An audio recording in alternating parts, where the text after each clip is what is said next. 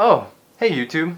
You guys should probably hit that subscribe button, because when it gets closer to Christmas, I'm going to be giving away a Flashpoint Zoom Lithium-Ion TTL for Canon, Nikon, and Sony. So you guys should probably stay tuned for details.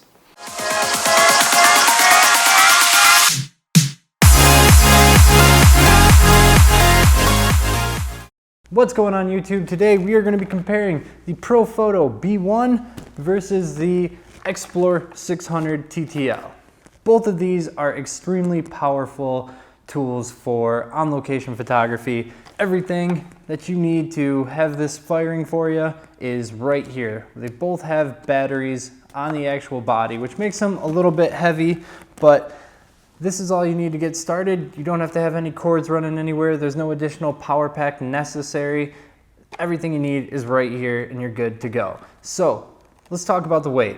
Profoto B1 weighs in at 6.6 pounds, while the Xplor 600 weighs in at 5.8 pounds. So the Profoto is a little bit heavier, not a substantial amount. It's also just a tiny bit longer than the Xplor 600, but size is pretty much similar with a slight edge going to the Xplor 600. Now the reason I'm comparing these two products is because they are vastly different in price. The Profoto B1 was kind of the first one out to have the onboard battery pack and bring all that TTL functionality into a monolight.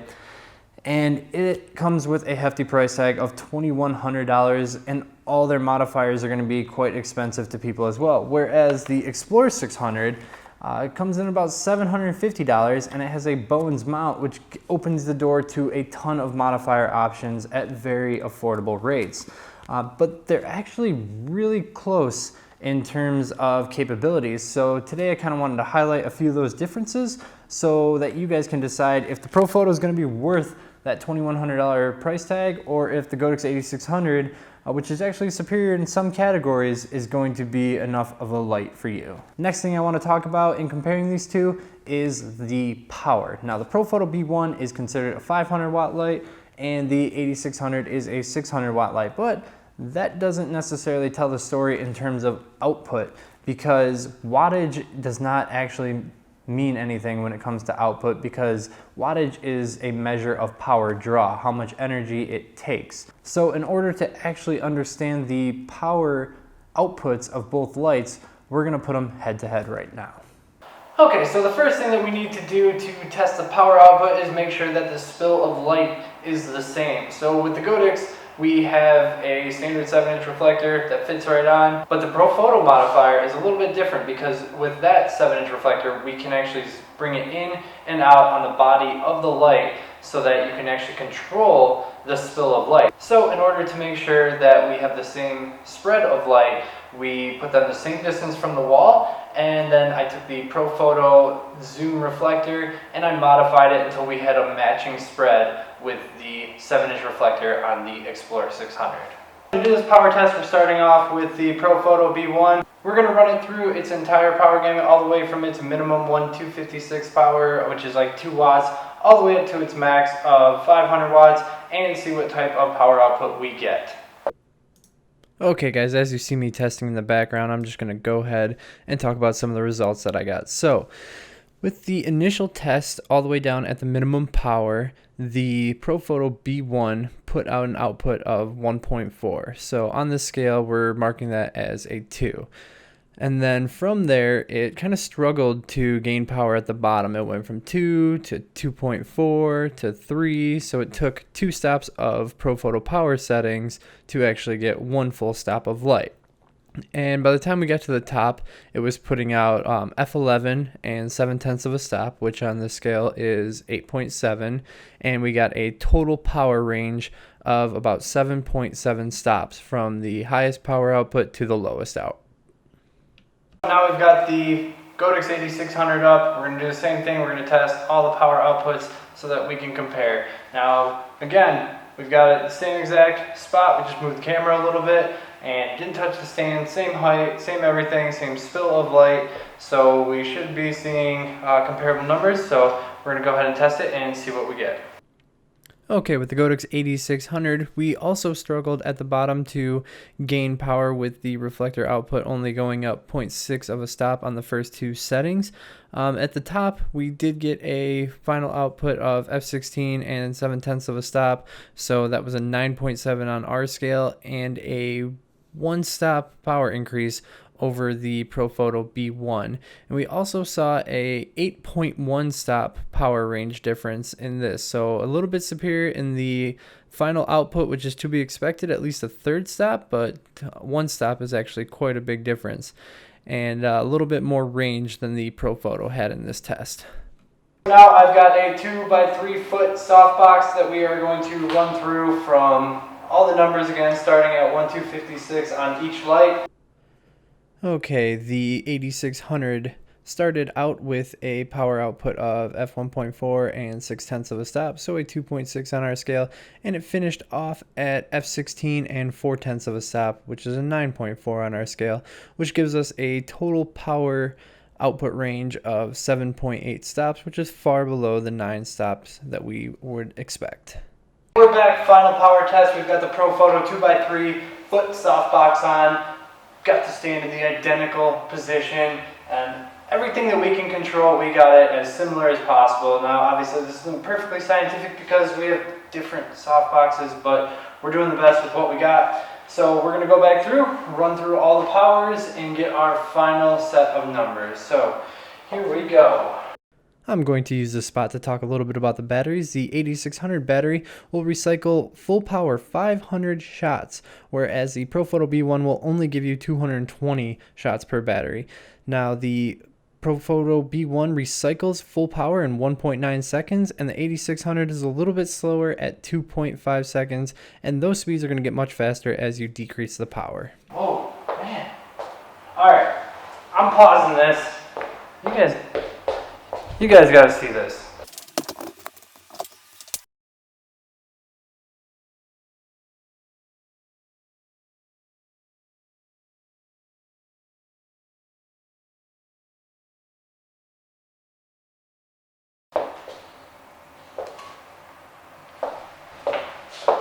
Everybody talks about the Profoto being like the best light for power accuracy, and it's jumping 2/10 of a stop.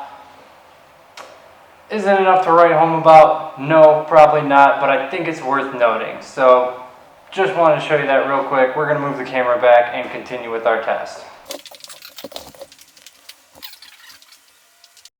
I felt the need to show you that because I was experiencing that on the reflector and the softbox test with the Profoto B1, especially at the lower powers, whereas the AD600 didn't experience that at all.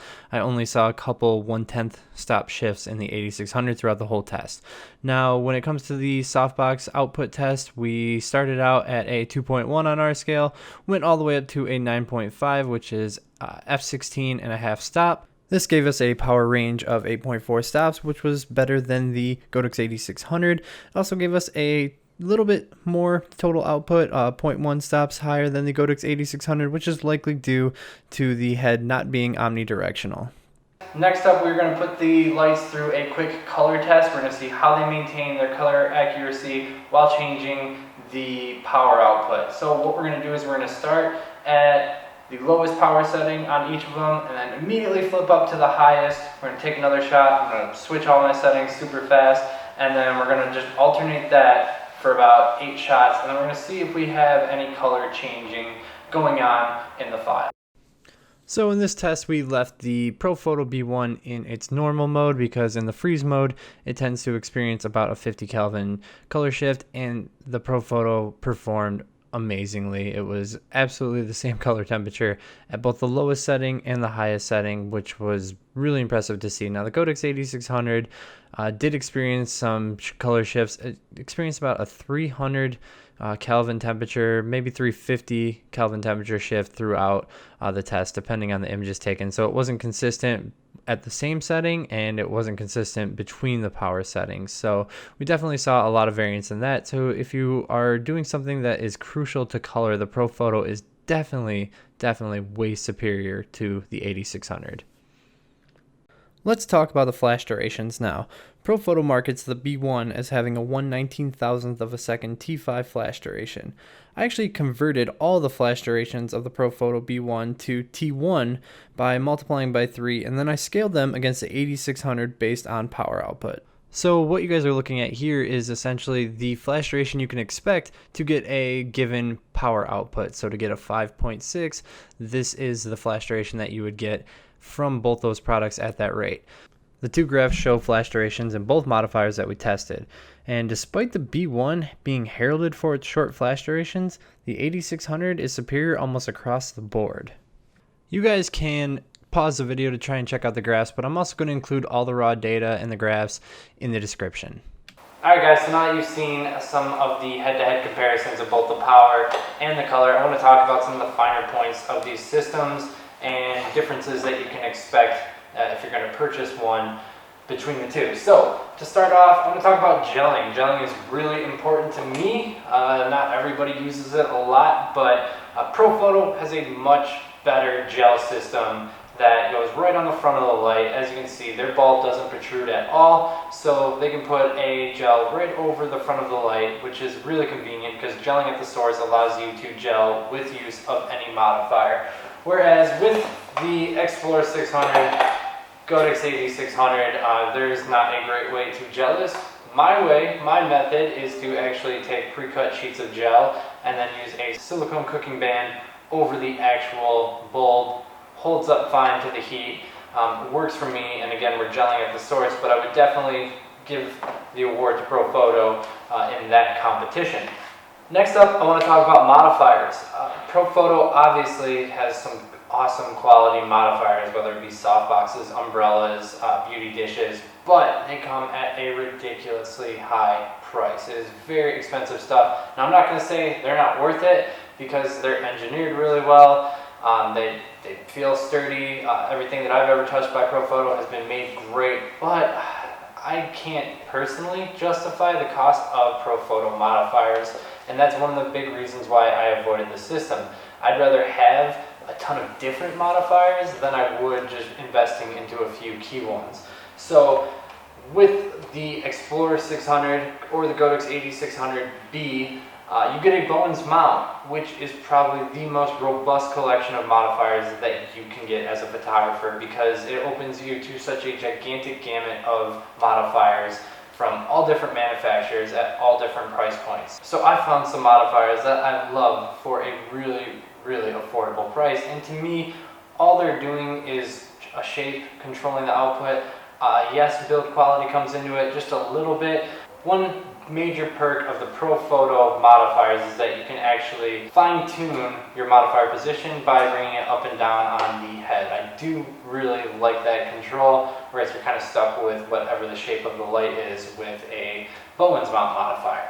You can take that however you want. I'm not going to make an opinion as to which better. I'll just call it a stalemate. But I think you can get Profoto quality in Bowens modifier, so you have that option either way. I just think that Bowens offers you a little bit more flexibility in price. In terms of features, they have pretty much the same 9-stop range, a similar power capacity. The Profoto's high-speed sync only works in its upper range of power outputs, while the Xplor works at all ranges. Now, high-speed sync is typically most useful at those higher powers, so I don't think it's necessary, but certainly another perk to the Xplor. System compatibility. This undoubtedly is going to go towards the Xplor. So with the Profoto B1, obviously we have the Air Remote that can control it, and that will control anything else in the Air series, but all that is other monolights. It doesn't really work with anything else, and it also doesn't work with anything outside of the Profoto system. The Profoto system doesn't even have access to another shoe on top of their controllers. So if you're using Profoto, that's all you're really using, unless you want to rig it with another system that does have a controller on top, but then you run into TTL pass-through issues and stuff like that. However, the Xplor, the X series or R2 series, if you're buying from Adorama, has speed lights. It has the AD360, which is a smaller light. The speed lights can control this. The X1 can control this. The AD360 can control this. They all work together to give you a much more robust lineup of lighting. So if you are a mixed light user at all, where you like speed lights and maybe you'll have your monolight sometimes, maybe you're using it outdoors and a speed light for a kicker, this is going to be much better for you because it gives you that flexibility if you buy into the entire system. Another feature of the Xplor that is completely non-existent on the Profoto B1 is there is an AC adapter that you can attach in place of the battery and run it right off the wall. So if you're doing a high volume of shots and you don't want to rely on the battery, in which this is actually a pretty poor battery, then you actually have that functionality with the Xplor, whereas you don't get it at all with the Profoto. You have to use it off the battery, that's it. If you want a strobe that's going to be AC powered, you have to invest another $2,000 into a different Profoto light, whereas this, it's just a $100 AC adapter attachment, which even increases the recycle speed a little bit. You're actually looking to use this outdoors, you might be scared to put this up on top of a stand outside when it's windy, no matter how much weight you put on the base. And this is going to be another perk to the Xplor that the Profoto really doesn't compete with. You can actually use the H600 head. Let me just show you guys real quick. This is an H600 head. This is very similar to a B2 in that you have a tiny head, still has a Bones modifier, Profoto still has a Profoto modifier, and then you have a power pack. And this is great for keeping this on top of a stand in an outdoor environment where you don't want this whole thing crashing down on you. This is an $80 addition that you can add to the AD600 to increase the functionality, and Profoto doesn't really offer that flexibility. They do, however, offer the B2s, which work on the same system, but again, you're going to be shelling out a lot more money for just a little bit of flexibility that you might want. This brings us to build quality, which I don't know how to test. I'm not going to throw my buddy's B1 from 10 feet and see if it holds up to it, but they both feel great. They both hold up really well. I haven't had any issues with the Xplor or the AD600s that I've been using for the entire year, so I really can't claim how long anything's going to last. I'm sure Profoto uses some seriously high quality engineering in their products, and that's what's going to lead to the price. They're known for it, and I understand that, whereas this is something coming from China. But from what I can tell you is, this isn't made of glass, except for the bulb. If it flips over off on the ground, it's not just going to break. In fact, I dropped one of my Xplors from about 6 feet, and nothing happened. The bulb broke, which kind of expected. I dropped it right on top of it, but the light functioned as expected afterwards, and I haven't had any problems since. I would expect them both. The same fall that's going to kill the Profoto or is going to kill the Xplor is probably going to kill the other one. So I can't really say that the build quality is crazy superior on the Profoto, but I would expect some better electronic. Okay, so on the screen right here, I'm going to put kind of a final comparison just so you can see it all in one place. On features, I actually gave that to the B1 because it does have the feature that the Godox AD600 does not have, and that is that you can take a TTL reading and then carry that over into manual and continue without firing your pre-flash. So that is one cool thing that the Profoto B1 can do that the AD600 cannot do. Highest output, that goes to the AD600 from our power tests. The power range, they both had a little bit of flex compared to the 9 stops that they were rated for, but ultimately I just called it a tie because the variance was kind of similar between the two. Color consistency, that went to the Profoto B1, and if you need color to be perfect in your type of work, then the B1 is going to be the choice for you. Power consistency went towards the AD600 because my Profoto B1 was actually giving me a lot different ratings than the AD600 was. I saw a lot of different changes. Both had the same problem where when I was increasing the power at a full stop on the lower end, they were not actually going up a full stop of power output. So while they both experienced that, the AD600 wasn't jumping around like the Profoto B1 was. The Profoto B1 tended to give me different readings for the same amount of power, whereas the AD600 was always consistent in that regard.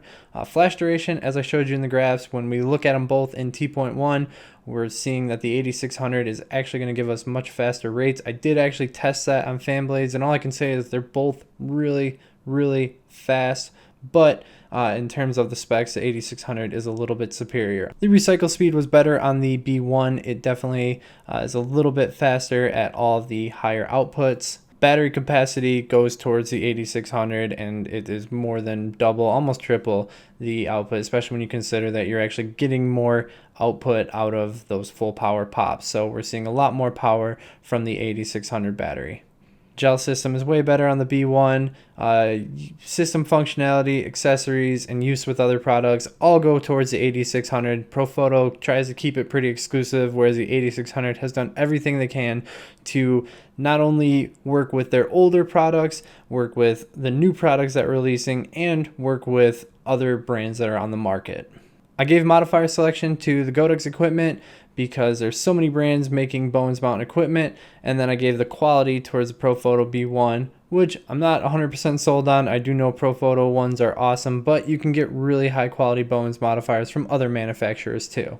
The value in this definitely goes to the AD600 because these things are head to head. As you can see, it's almost even in terms of their specs and things to compare the two, yet the AD600 is a third of the price. So that definitely goes to the AD600 without question.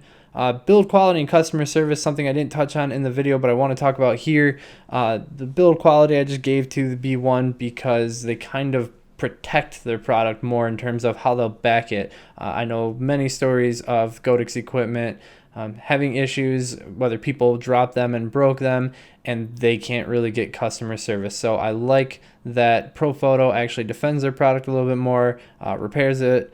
They're more consistent at reaching back to people who reach out towards them. So both of those categories are going to go towards the B1. So I'm not going to say which one is better. I definitely think that in terms of dollars, if we're just looking at value, the AD600 gives you so much for the amount of money.